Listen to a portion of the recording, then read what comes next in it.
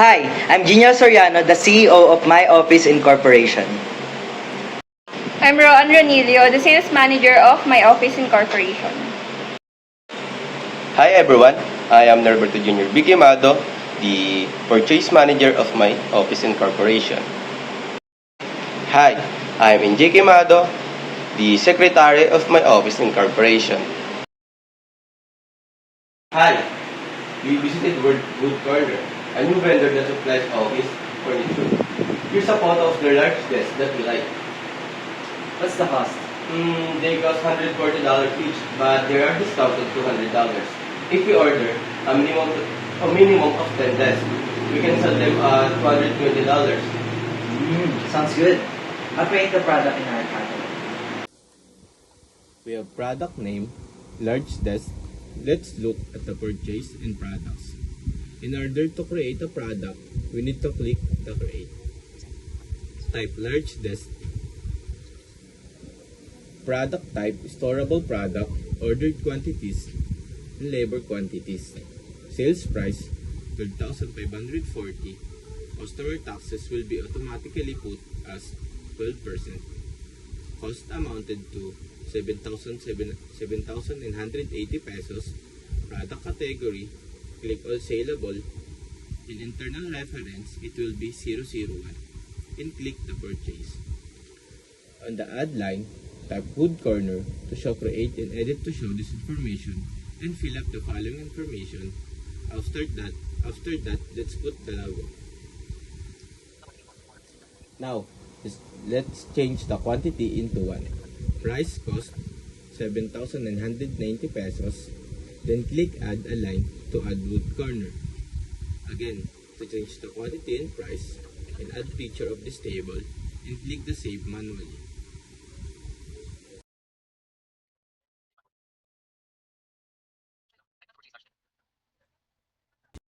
Anne, I plan to purchase large desk. What are your monthly sales estimates?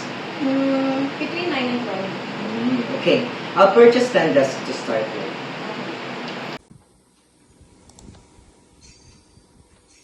Let's click new. In the vendor, let's add the word corner. Click the order deadline and change the date into May 20, 2024. Next, add the product type, the large desk. Add 10 for quantity to automatically change the order information. And click send by email to compose email to send it to the customer.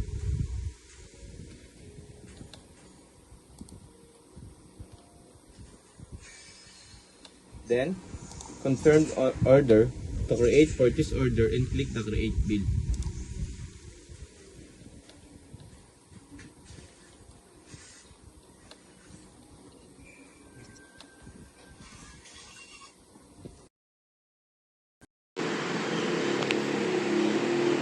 Hello, I am the driver of Wood Corner.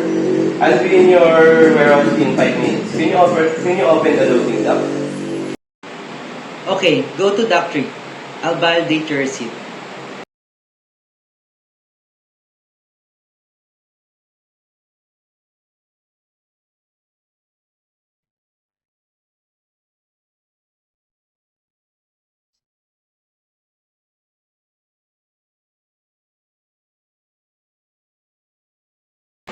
Hi, you receive a bill from the vendor. I put it in your desk. Can you create, check, and validate it? No need to pay it right now.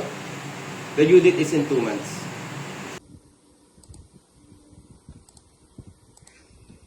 Let's control the bill. Click the bill to show this information and select the payment terms and click the end of the following month to create the bill. Next, build the date as May 20, 2024 to confirm.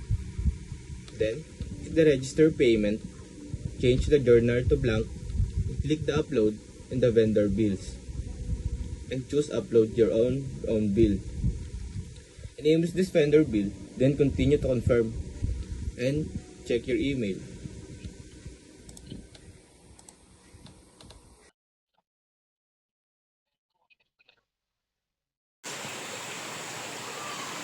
Hi, I'm Brandon from Azuri Interior speaking. I've seen your beautiful wooden desk in your catalog. Can you send the code for 3 desks to brandon@game.auto.com? Okay, you'll get it by email right now. In order to create the sales product, let's create new in customer, type Brandon, click the order lines, and add product, and type large desk. Next, send by email and put customer's email and save and close. Then you will see like what we have done earlier and send it to your customer or to Brandon. Click the button to confirm.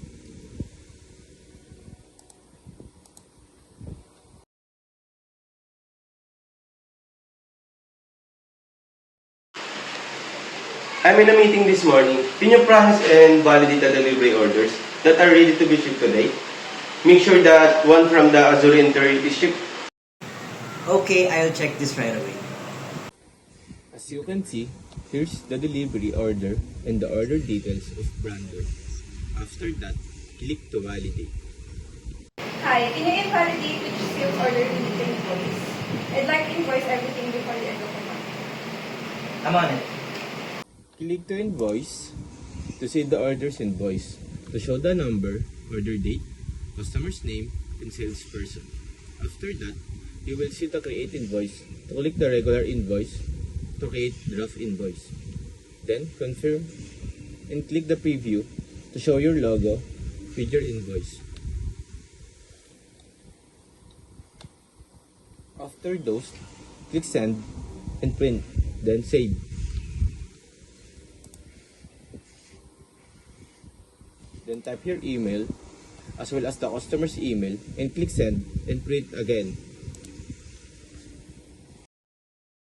Oh, there's payment notification. Let's register this payment in the invoice. Here, click the customers to click invoices. So, we will see Brandon's record to payment. Click the register payment to see the payment method or the information about customer payment. Lastly, click the create payment. Tell me the net profit of this year. I need it for a board meeting tomorrow. Let me check the profit and loss report. Let's go to analyze. Let's go to analyze profit for reporting. Then click profit and loss to show the result of income statement. Now, let's download the point of sale.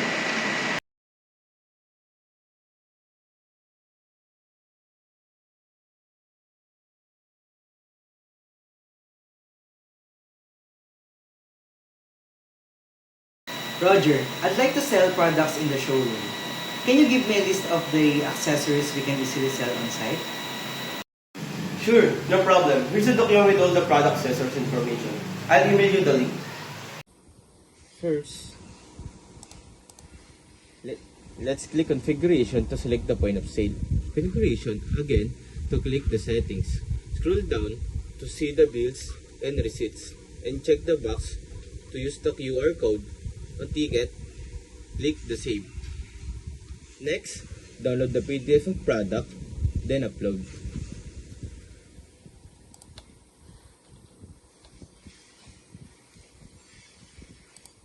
Click the point of sales to select products and click the actions to import the records and upload the file to select POS product. Lastly, select import.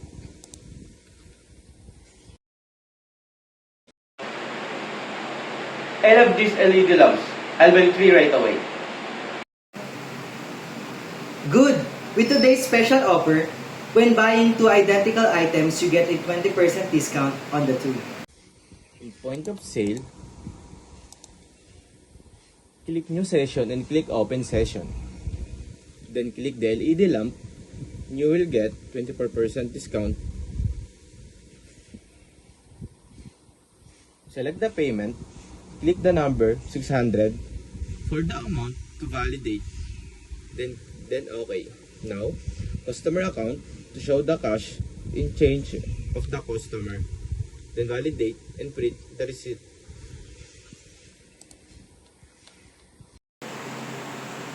I've got a question for you. Can you come over, please? We're closing the shop. I'll close my POS session and be there in a minute.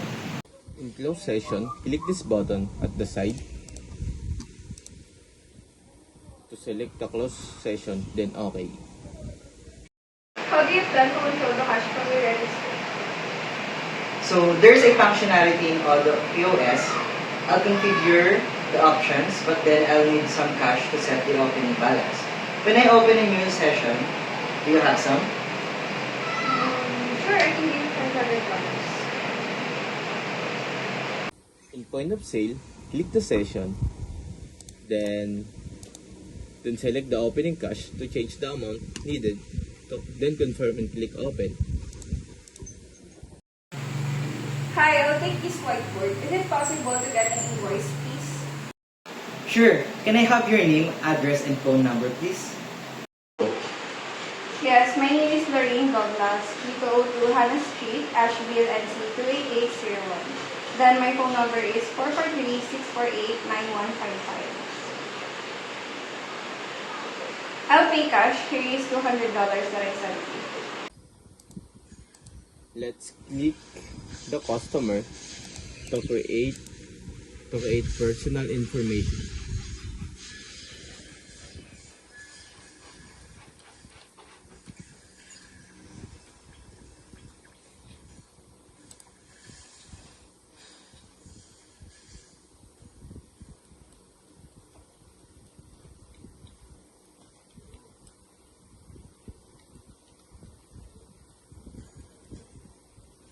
Then save. Next, click the order whiteboard, then click the payment to process and print the receipt.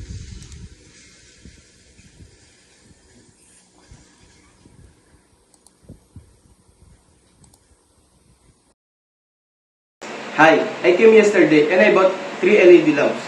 I don't need this one. Can I return it? Sure, no problem.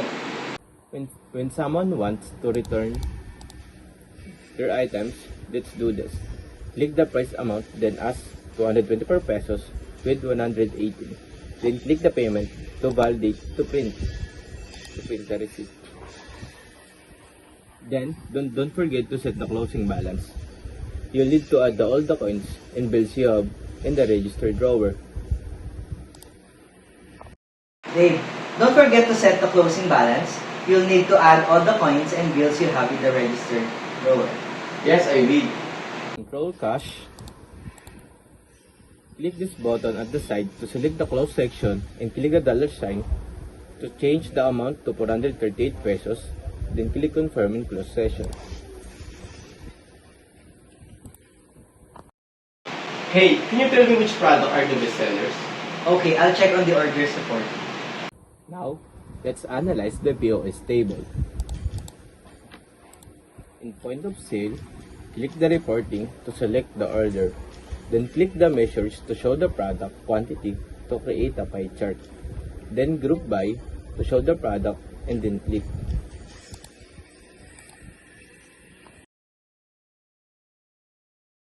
I'll create a project office design to structure our services.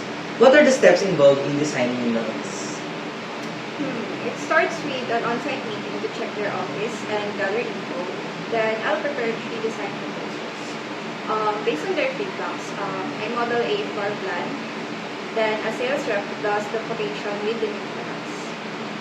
Okay, thanks. I'll create the stages and set the email address design on the project to ease the creation of tasks. Click the project and select new. Then change the name into office design.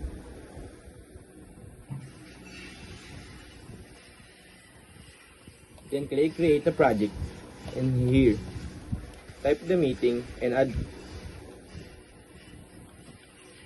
and type design, then add, type the floor plan, then the quotation, then type done and add. Lastly, click the project to save.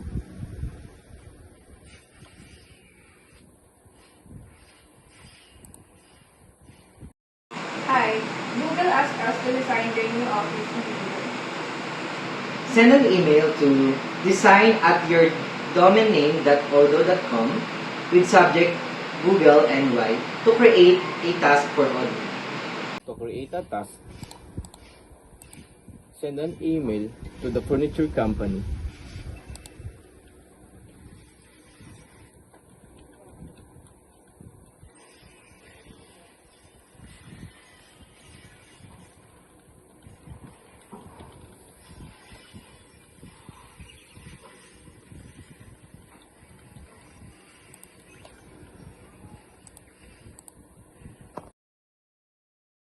Audrey, you should have a new task for Google NY.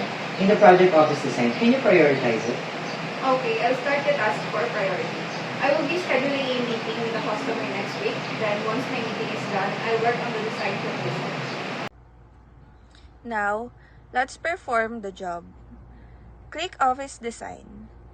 Check this icon and click the Schedule and Activity.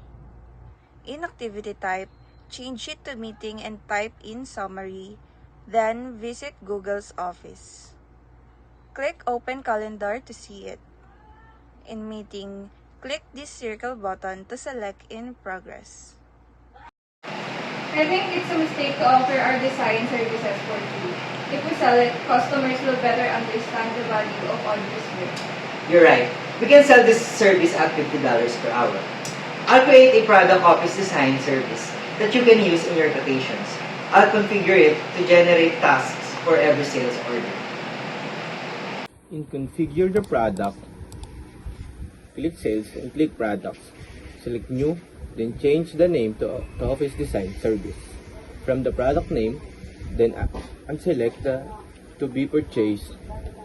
Well, in product type, change it into service, and invoicing policy, change it to based on time sheets. Also, to create an order, change it to task, and in project, type office design, then save.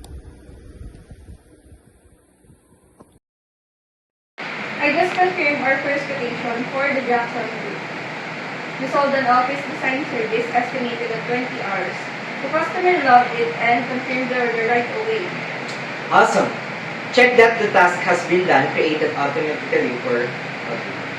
Select sale, then select order, then click quotation, then select new, and in customer type, the Jackson Group, and click add the product to type office design service. Change the quantity to 20. Then click configure. Click the task 1 to see the information. Audrey, don't forget to record your timesheets on task as we change customers based on hours spent. Hold on, I'm on the phone with Jackson. Okay, I've just started to work on the design of the Jackson Group, so I'll log in the time spent. Thanks. Use the timesheets app. It's easy. In Timesheet, click Timesheet and start to change the internal to Office Design and click Pass to select the Jackson Group. And to describe your activity, find first call to define your needs. Then, click Stop. Then click Start. Then the information will appear under it. Can you check if you still have sales orders to invoice? I'd like to invoice everything before the end of the month. I generated the drops invoices. You can review them. Invoice customer. First, click sale, then click invoice to select order to invoice. Click create invoice and make sure if it's regular invoice and create draft invoice. Then confirm it. Check the information if everything is correct before sending and print. Hi, we just finished the plans to manufacture the new table. Can you review them? Looks good.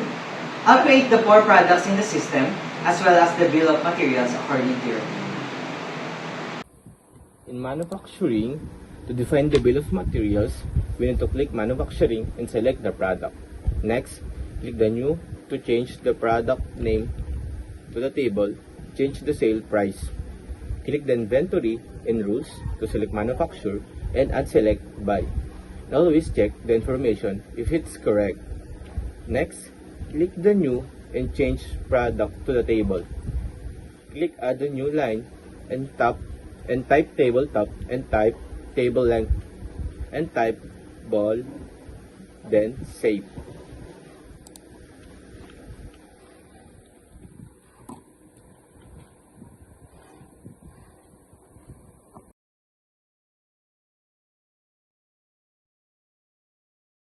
Hi, can you send me a quotation for 100 tabletops, 400 table legs, and 400 bolts? Sure, here's our offer.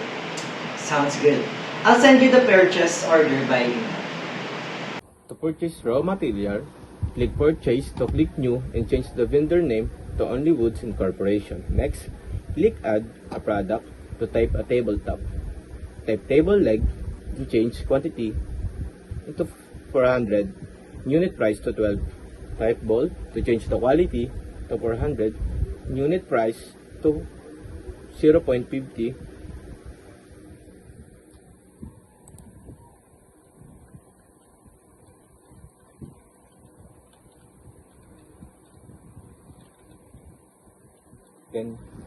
Then click confirm order and click send purchase order by email. Fill up the information of Only Woods Incorporation and check the information before sending it. Hello, we just received the products from Only Woods Incorporated. There are 400 table legs and 400 bolts, but they only delivered 80 tabletops. Should I validate the receipt? Yes, confirm the reception with a back order for the 20 remaining products. They will deliver the remaining products later. To receive products, click inventory and click to process and click this to see the information and click to validate to see if the information is correct.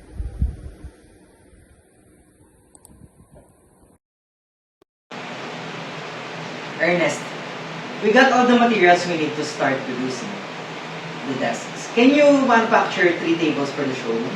I want it. In manufacture 3 tables, click operation to select manufacturing orders. Click new and change the product name to table, quantity to 3.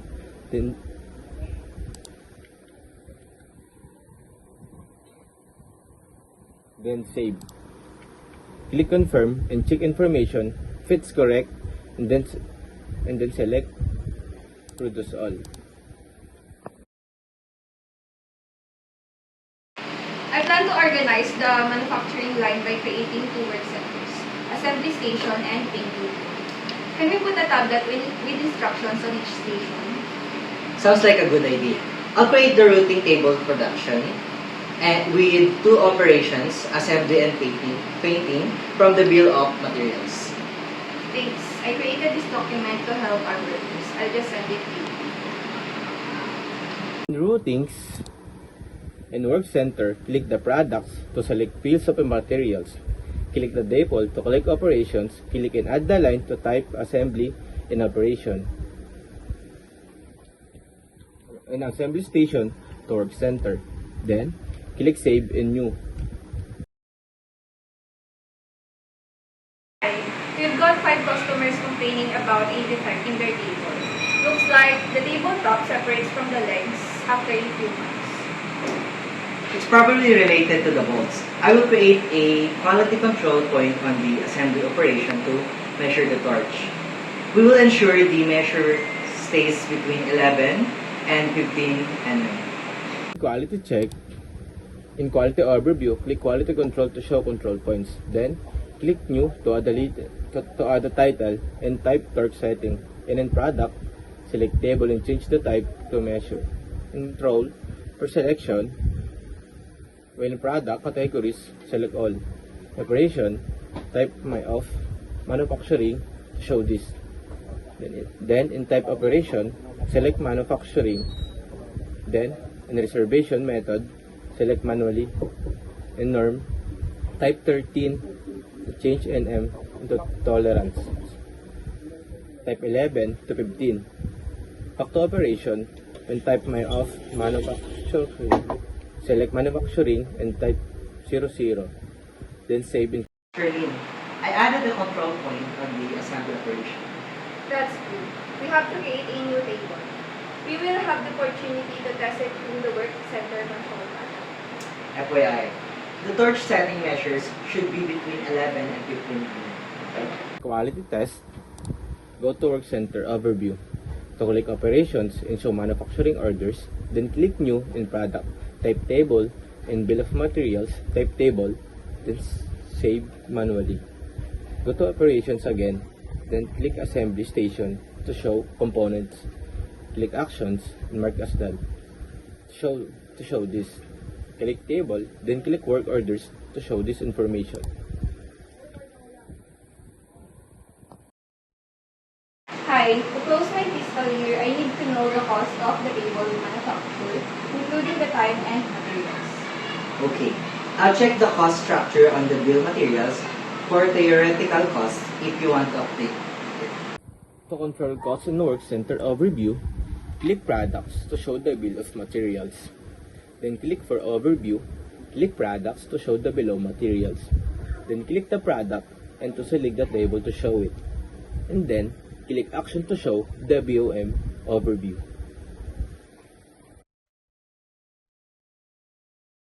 Launching our new website, any idea what we should put on our homepage? I like websites with a cover on top, customized with an office image as a background. I would put some key numbers like 580 customers, 35 employees, 120 designed products, and 8 shops. Then, we can add 3 columns. You customize, you design, you manufacture. Page. In our homepage, we're going to add some cover. You can address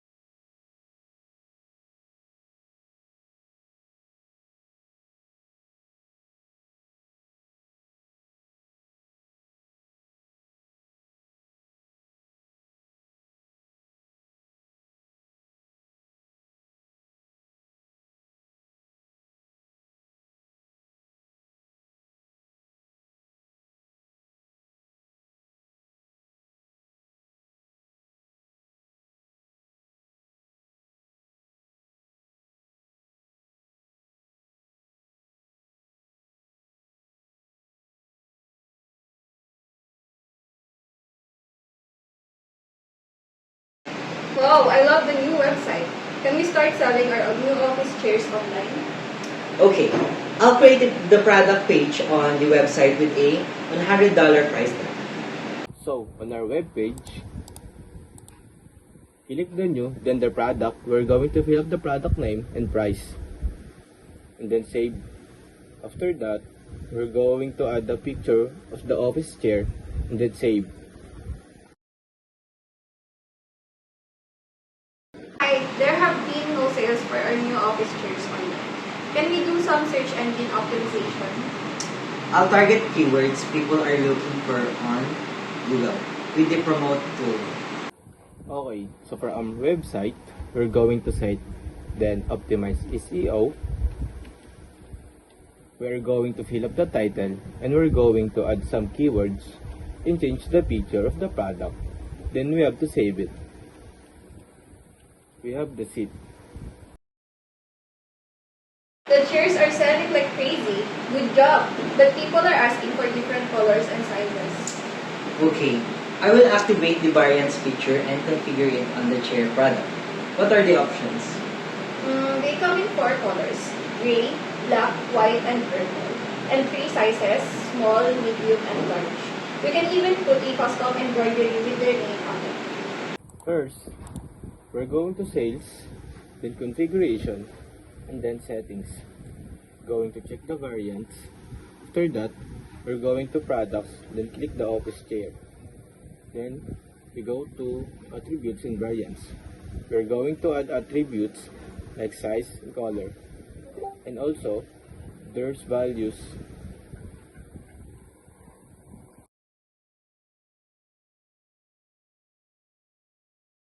Our e-commerce is ready. Can you test buying a product online? Yeah, sure. On our web page, we're going to the shop, then click the office chair. I'm going to choose medium size in color white and then add to cart. Then we view our cart and check out. We're just going to fill up the information in the front sheet. Then we just need to confirm our order and that's it.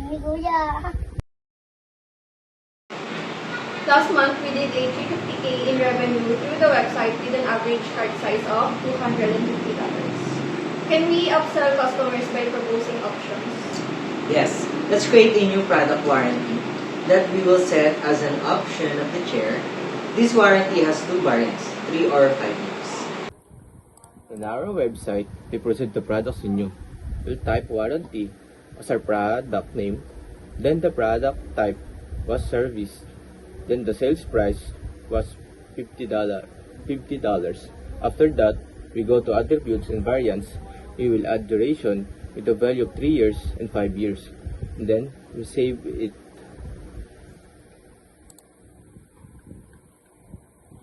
Then we will go to products, then click the office chair, click the sales, and then add the warranty and the optional products. And then we save it. To check if it's working, we're just going to our website and then shop. Click the office chair and then add to cart. You would see the warranty at available options. I love your new warranty service. It would be great to write news article about it. Okay, I'll set up a blog on our website and write the first post. Website and click new, then the blog post. We're just going to install it. After loading, just click the blog post, then write a blog and then the title you want to save it.